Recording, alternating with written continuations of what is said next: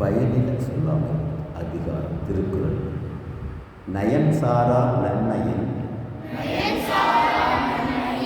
நீக்கும் பயன் சாரா பண்பின் சொல் வல்லார் அகத்து. பலர் முன் பயனற்ற சொற்களை பேசி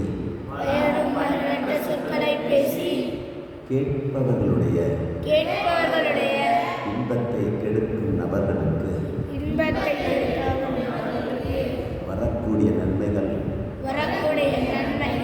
வராமலே போய்விடும். சொல்லுக சொல்லின் பயனுடைய சொல்லற்க சொல்லின் பயனிலா சொல். நல்லது பேசுவதாக இருந்தாலும் நல்ல வார்த்தைகளையே தேர்ந்தெடுத்து பேச வேண்டும்.